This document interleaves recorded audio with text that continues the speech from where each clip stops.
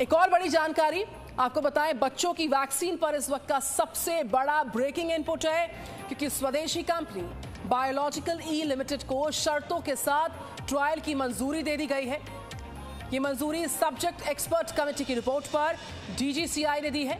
Biological ई limited Bharat की company है। ये कंपनी 5 से 18 साल के बच्चों पर दूसरे तीसरे फेज का ट्रायल कर पाएगी।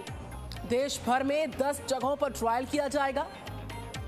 बच्चों पर अभी देश में 3 वैक्सीन का ऑलरेडी ट्रायल चल रहा है। ये चौथी वैक्सीन है, स्वदेशी वैक्सीन है, जिसको अनुमति मिली है।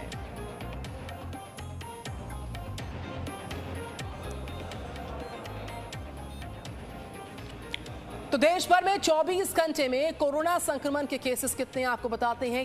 ये केसेस बढ़ गए हैं। ये केसेस अब 47,092 हो गए हैं। अकेले केरल में 24 घंटे में 32,803 नए केसेस।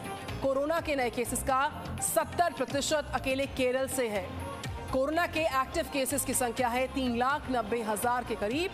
इन केसेस में लगातार इजाफा हो रहा है। कल स्कूल्स खुले हैं देश भर में, और उसी के साथ जो कोविड केसेस हैं उनकी संख्या में इजाफा। अकेले केरल में 24 घंटे में 32,803 नए केसेस आए हैं सामने। कोरोना के नए केसेस में जो 70% केसेस हैं वो केरल से अकेले। कोरोना के एक्टिव केसेस की संख्या भी बढ़ी है। और इस बीच आइए आपको बता दें, जो कोरोना के केसेस में तेजी के साथ इजाफा हो रहा है, बीएमसी जो है उसने एकाएक सख्ती को और बढ़ा दिया है। बीएमसी ने सख्ती बढ़ाते हुए कहा कि जो यूरोप से या फिर मिडिल ईस्ट से आने वाले लोग हैं उनके लिए सख्त दिशा निर्देश है कि अपने खर्चे पर RT-PCR टेस्ट इन लोगों को कराना बेहद जरूरी है। और मुंबई एयरपोर्ट पर 3 सितंबर यानी कि कल से आदेश लागू होगा। और कोरोना के बढ़ते केसेस के बाद ये फैसला बीएमसी द्वारा सख्ती बरतते हुए किया गया। और कल से यानी कि 3 सितंबर शुक्रवार से ये अनिवार्य हो जाएगा इन दिशा निर्देशों का पालन करना। तो कोरोना के केसेस लगातार बढ़ते दिख रहे हैं, और सबसे ज्यादा केरल में जो इसकी मार है वो हम देख सकते हैं। सबसे ज्यादा संक्रमण के मामले वहीं पर ज्यादा आ रहे हैं, और एक दिन में केसेस 32,803 है। सावधान रहने की फिर से जरूरत है। सावधानी हटने से संख्या में इजाफा हो रहा है। और ऐसा जो केसेस है बता रहे हैं, आपको बताएं, हम देश भर की बात करें, एक दिन में केरल में 32,803, पंजाब में 38 केसेस आए हैं, दिल्ली में 36 केसेस दर्ज हुए हैं। छत्तीसगढ़ की बात करें, एक दिन में 31 केसेस रिपोर्ट हुए हैं। उत्तराखंड में 25 है केसेस की संख्या। मध्य प्रदेश में 11 है केसेस की संख्या। गुजरात में अगर बात करें तो 13 केसेस दर्ज हुए हैं।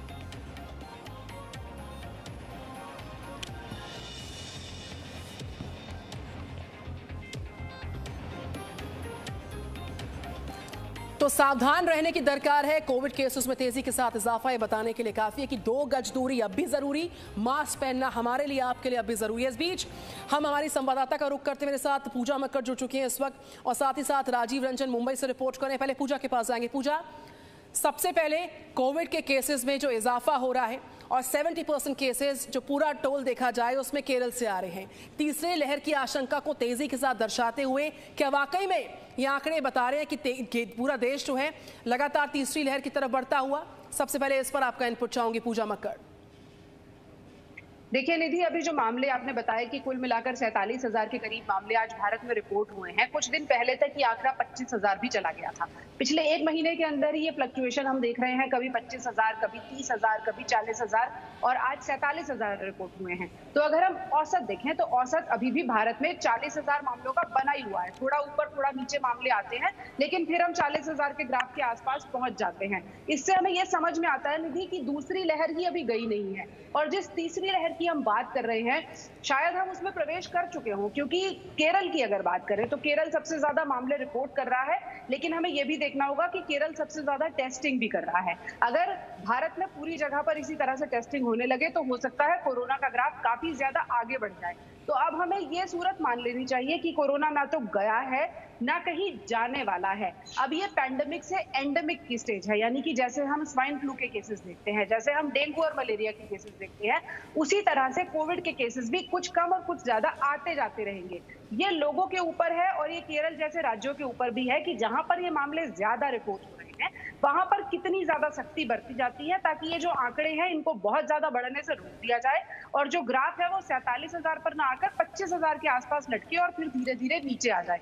वो स्थिति नहीं आ रही है। जैसे आपने बताया कि यूरोप और मिडिल ईस्ट से जो उड़ानें आ रही हैं उनके लिए भी अब सैंक्शंस लगाए गए हैं कि आप आकर कोविड टेस्ट कराइए। ये इस बात का इंडिकेशन है कि ग्लोबली भी कई देशों में मामले बढ़ रहे हैं। ब्रिटेन, अमेरिका, इन दोनों देशों में खासतौर पर हालात बहुत अच्छे नहीं हैं। इसीलिए जो स्थितियां हैं ग्लोबली भी और भारत की भी, वो ये बता रही हैं कि कोरोना से अभी भी सावधान रहने की जरूरत है और अगर ग्राफ को नीचे लाना है तो ज्यादा से ज्यादा टेस्टिंग और ज्यादा से ज्यादा सावधानी, ये दो चीजों को अभी भी करने की जरूरत है। बिल्कुल पूजा, जिस तरीके से आपने जिक्र किया, ये पैंडेमिक नहीं, ये एंडेमिक को दर्शाता है। जिस तरीके से केसेस में इजाफा हो रहा है, स्कूल्स एक तरफ खुले हैं, उनका जिक्र, देशव्यापी जो वैक्सीनेशन ड्राइव है वो ऐतिहासिक रिकॉर्ड यहाँ पर जो है दर्ज करती नजर आ रही, लेकिन सबके बीचों बीच जो संक्रमण की संख्या में इजाफा हो रहा है वो यहाँ पर डराने वाली बात है। लिहाजा संक्रमण को देखते हुए आपको सावधानी बरतना बहुत जरूरी है। एक और बड़ी खबर है इस बीच, उस पर बात करते हैं। मैं मुंबई जाऊंगी, राजीव रंजन, मैं आपके पास आ रही हूँ। बीएमसी ने सख्त दिशा निर्देशों को जारी किया कि जो लोग यूरोप से आ रहे हैं, मिडिल ईस्ट से आ रहे हैं, अपने खर्चे पर आरटी-पीसीआर तुरंत प्रभाव के साथ कराएं।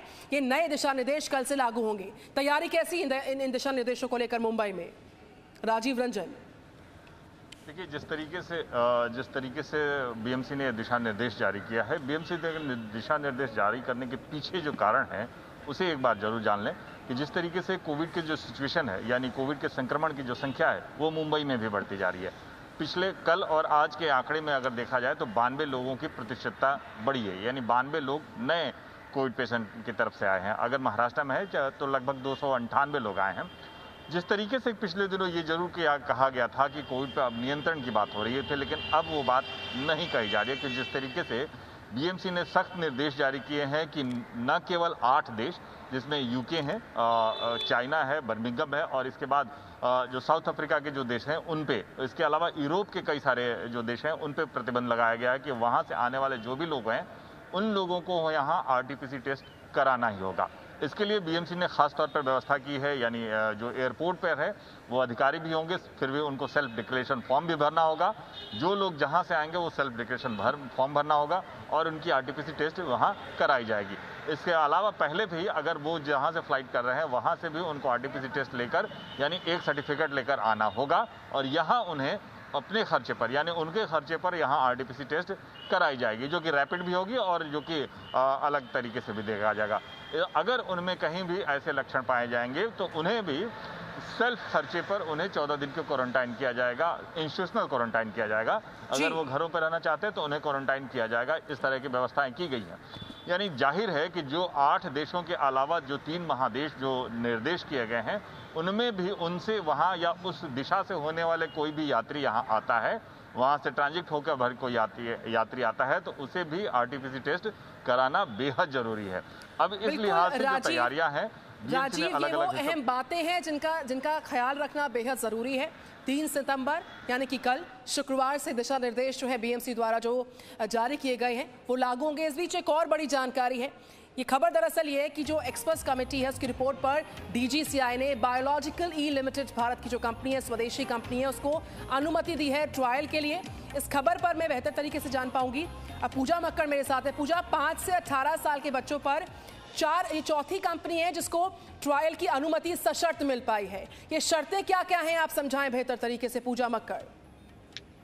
देखिए, फिलहाल निधि, बायोलॉजिकल ई जाइडस कैडिला जो ऑलरेडी अब मार्केट में आ चुकी है, उसके अलावा भारत बायोटेक की कोवैक्सीन और चौथी सीरम इंस्टीट्यूट की कोवावैक्स, ये 4 ऐसी कंपनियां हैं जो बच्चों की वैक्सीन पर ट्रायल कर रही हैं। अलग अलग एज ग्रुप है। जैसे आज बायोलॉजिकल ई को 5 से 18 वर्ष की अनुमति मिली है, बाकी कई कंपनीज 2 से 18 वर्ष की आधार पर उसको तय कर रही हैं। उसमें जो शर्तें रहती हैं वो उसी तरह की शर्तें होती हैं जो किसी भी और क्लिनिकल ट्रायल में होती हैं कि बच्चों की क्योंकि मामले हैं तो सावधानी का ख्याल रखा जाएगा, उनके प्रिकॉशंस देखे जाएंगे। अगर कुछ हो जाता है तो उसकी जिम्मेदारी कंपनी लेगी, ट्रायल को रोक दिया जाएगा। बिल्कुल राजीव, जिस तरीके से ये चौथी कंपनी है, स्वदेशी कंपनी है, 5 से 18 साल के बच्चों के लिए जो ट्रायल है उसकी अनुमति सशर्त दी गई है, तो निश्चित तौर पर 4 कंपनी जिसका हम जिक्र कर रहे हैं लगातार और ये चौथी कंपनी को अनुमति मिलना अपने आप में एक सकारात्मक खबर है। राजीव रंजन, जाहिर है कि जिस तरीके से जो अनुमति मिली है जो ट्रायल को लेकर, अब इसको एक सकारात्मक दृष्टि से जरूर देखा जाना चाहिए, क्योंकि जिस तरीके से हम स्कूलों को खोलने की बात कर रहे हैं, अब कोविड से बच्चों में जो तीसरी लहर की बात कर रहे हैं, तो उनके लिए ये जरूर बेहद जरूरी है कि पहले से तैयारियां किया जाए। और जो तीसरी कंपनी को, जो चौथी कंपनी को जो ट्रायल के लिए अनुमति मिली है, ट्रायल के बाद ही अब स्पष्ट हो पाएगा कि आखिर उन पे जो ये वैक्सीन का है किस तरह के असर होता है।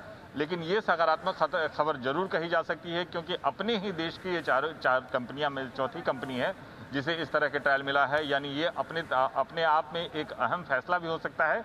अगर ट्रायल सफल होता है और जिस तरीके से लक्षण दिख रहे हैं, तो ये अपने आप पे यानी आत्मनिर्भर भारत के लिए ये एक अगला कदम हो सकता है। बिल्कुल राजीव रंजन, बहुत धन्यवाद आपका। और साथ ही साथ पूजा मक्कड़ मेरे साथ लगातार जुड़ी थी। पूजा, आपका भी बहुत शुक्रिया इस खबर पर। Presenting B News app available on Google Play and App Store. Download it now.